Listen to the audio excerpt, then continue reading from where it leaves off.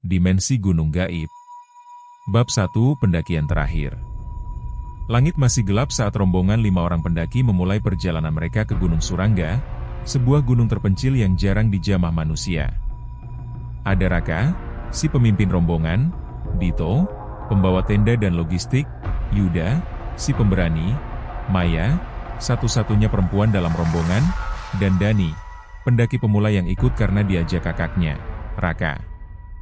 Gunung Surangga memiliki reputasi misterius. Tidak banyak yang tahu jalurnya, dan tidak ada base camp resmi. Cerita warga sekitar menyebutkan bahwa gunung ini dijaga oleh penunggu, makhluk halus yang tidak suka diganggu. Jangan bicara sembarangan di gunung ini, pesan Pak Udin, warga desa terakhir sebelum jalur pendakian. Kalau kalian mulai mendengar suara aneh atau jalan yang terasa berputar-putar, jangan panik. Fokus pada doa. Mereka semua hanya mengangguk. Raka menyimpan pesan itu di kepalanya, tapi tetap menertawakan kekhawatiran Dani yang terlihat ketakutan. Bab 2 Jalur yang Menghilang. Pendakian awal berjalan lancar. Cuaca cerah, angin sejuk. Namun, setelah melewati pos 3 yang mereka tandai dengan tumpukan batu kecil, kabut turun secara tiba-tiba. Tebal. Tidak wajar. Raka, jalurnya hilang, kata Maya dengan suara gemetar. Semua terdiam. Jalur setapak yang semula jelas, kini berubah menjadi semak belukar lebat.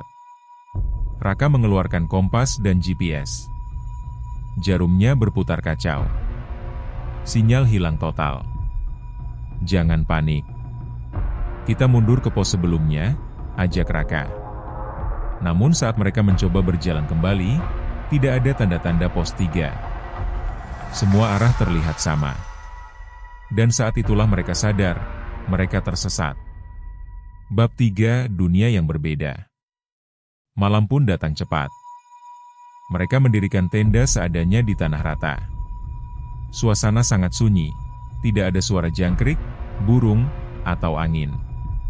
Di tengah malam, Maya terbangun dan melihat dari balik tenda, ada sekelompok orang memakai pakaian pendakian tua, lusuh dan sobek-sobek, duduk mengelilingi api unggun.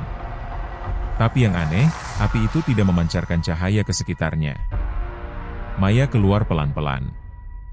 Saat dia melangkah, salah satu dari orang itu menoleh. Wajahnya kosong. Tidak ada mata, tidak ada mulut. Maya menjerit.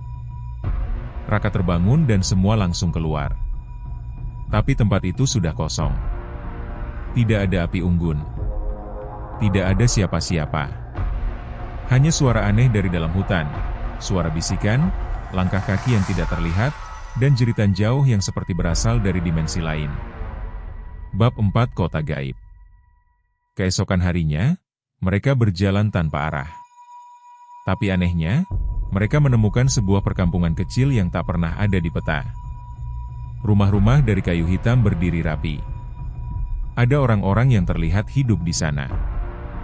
Mereka menyambut dengan senyum lebar. Terlalu lebar. Seorang perempuan tua bernama Nyai Pitu mengajak mereka masuk. Selamat datang, anak-anak. Kalian sudah ditunggu sejak lama. Dito merasa ada yang aneh dan ingin menolak, tapi seperti ada kekuatan gaib yang memaksa mereka mengikuti. Di dalam rumah, mereka diberi makanan dan diminta beristirahat. Namun malam harinya, Dani menghilang. Dan di luar rumah, suara rintihan terdengar, "Tolong, aku bukan bagian dari mereka." Saat dicari, Dani ditemukan tergantung di pohon besar, matanya kosong dan tubuhnya membiru. Tapi anehnya, tubuhnya menghilang ketika disentuh. Yang lebih mengerikan, Dani masuk rumah lagi seperti biasa, tapi dia bukan Dani, matanya merah. Dia tersenyum terus. Bab 5 Terperangkap selamanya. Raka mencoba mengajak yang lain kabur dari desa itu. Tapi jalan keluar selalu kembali ke tempat yang sama. Nyai Pitu lalu berkata, "Kalian sudah melewati batas dunia. Ini bukan bumi kalian lagi. Ini dimensi para penunggu. Dan kalian adalah tamu." Satu persatu anggota rombongan mulai menghilang secara misterius. Yuda terjebak di dalam rumah yang terus berubah bentuk. Dindingnya berdarah. Jendela terbuka ke jurang api. Saat Raka mencoba menolong, Yuda ditarik makhluk tinggi kurus bermata 5. Maya, dalam kondisi mental terguncang, mulai berbicara sendiri. Mereka itu bukan manusia, tapi meniru kita. Mereka haus tubuh manusia. Raka menyadari, makhluk di sini menyamar. Mereka memperdaya, merayu, bahkan meniru korban.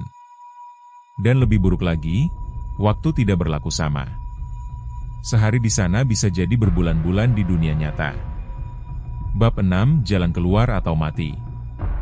Raka mulai mengingat pesan Pak Udin. Dia mulai membaca doa dan berzikir, meski tubuhnya lemas dan pikirannya nyaris putus asa. Suatu malam, saat bulan merah muncul di langit dan seluruh warga desa melakukan pesta pemujaan, Raka dan Maya, yang mulai waras kembali, berlari ke arah suara air terjun yang mereka dengar samar-samar. Air terjun itu seperti retakan antara dua dunia. Tapi di sana, Nyai Pitu dan seluruh penduduk gaib menghadang mereka. Kalian tidak bisa keluar. Kalian bagian dari kami sekarang. Maya menjerit. Tapi Raka, dalam keputusasaan, melompat ke dalam air terjun sambil menarik Maya. Bab 7, Kembali. Tapi tidak sepenuhnya. Raka terbangun di rumah sakit desa, sendirian. Tubuhnya kurus, rambutnya panjang dan putih sebagian. Dokter dan warga desa berkata dia menghilang selama 3 bulan. Maya tidak ditemukan. Dari rombongan 5 orang, hanya Raka yang kembali. Namun, setiap malam, Raka bermimpi berada kembali di desa gaib itu. Dan kadang, saat bercermin, bayangannya tidak bergerak sesuai dirinya. Seolah-olah, sebagian jiwanya masih tertinggal di dunia itu.